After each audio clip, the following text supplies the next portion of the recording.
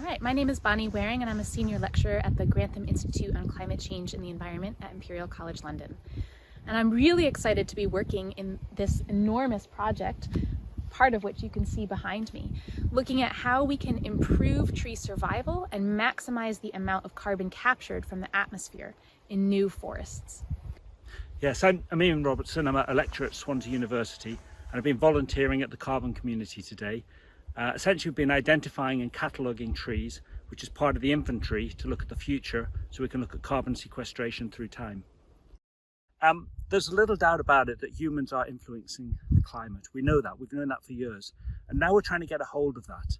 And as part of this, if you relate it to the IPCC report, we know that carbon sequestration will become very important in the future. What we're lacking is baseline conditions.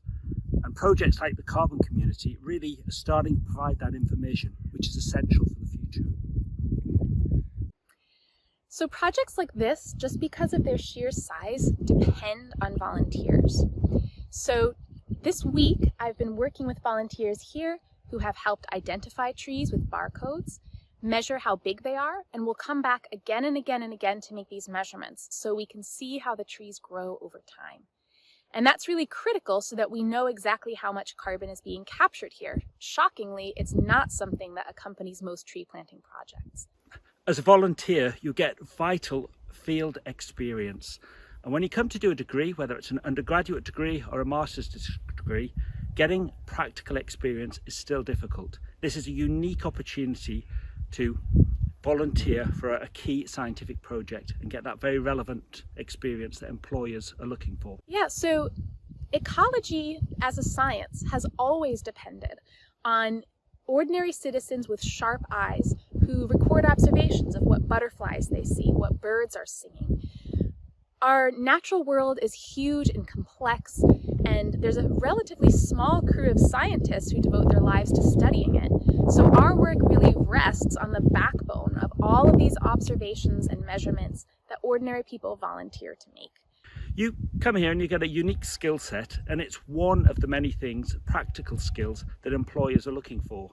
Rather than saying I read about it in a textbook, you can say I went out into the field, I identified, I measured trees as part of a large carbon sequestration project. It's unique experience. So by volunteering in this project, first of all, you're becoming part of the scientific enterprise. So you're contributing a little building block to the big edifice of knowledge that we're generating as a scientific community, which is really exciting. But the other part of why you might want to volunteer is just that it's fun. You get to be outside all day, you get to see all sorts of cool animals, some rare plants growing around fringes of the site. You get to meet other people who are passionate about the environment as well. If you're interested in a career in environmental sciences, it also gives you exactly the type of experience that future mentors might be looking for, so that they know that you've had experience working outside in the natural world, but in a rigorous scientific way.